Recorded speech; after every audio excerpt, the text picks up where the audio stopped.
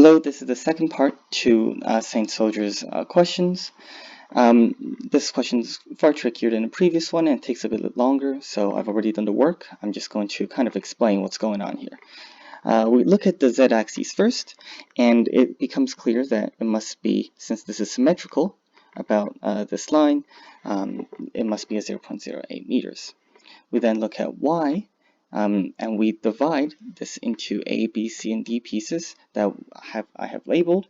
I found the mass of each one. Finding the mass should be fairly intuitive, and I won't really explain it. Moving on, what we're going to do is use the concept that if I have a uniform piece of mass here, and I know the center of mass is going to be right in the middle. I'm using this concept. So this 0.05, for example, is from this 5 centimeters here. And note that all this work is being done in meters, so the units are more consistent, and multiplying by the mass to find density is easier. Here the 0.005 comes from the thickness here. It is 1 centimeter below the origin, so half that, because again, it is right in the middle. If this is 1 centimeter, we're looking at half of that. That's 0.5 centimeters, which is 0.005 meters. This is where the 0.005 comes from. Similarly, this is for part D. We have another 0.005, and we multiply by the mass. This value on its own does not mean very much. To find the center of mass, we then have to divide this value by the mass.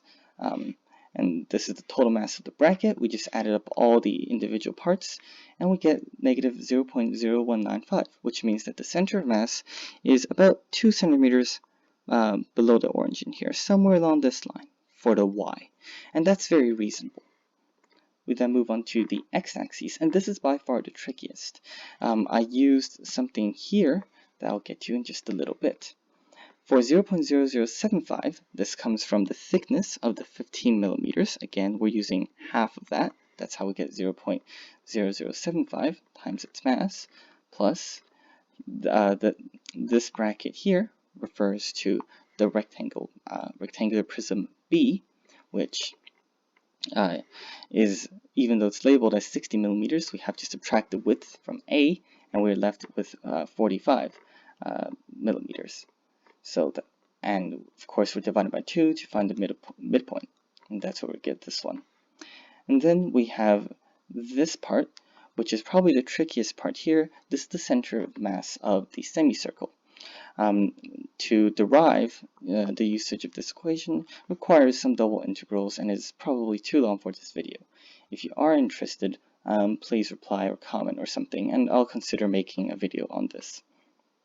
But for now, just know that plugging it in, this is in a circle, a semicircle, sorry, the center of mass is right about here, and the distance here, d equals to 4r over 3 pi. And this is how we get the 0.0340, plus the 0.06 due to the rectangular prism B already moving the semicircle away from the origin. And finally, we have this one, which is just the circle on the top. We repeat the same process as we did in y. We get 0.0779, which we divide by the total mass to get the center of mass location.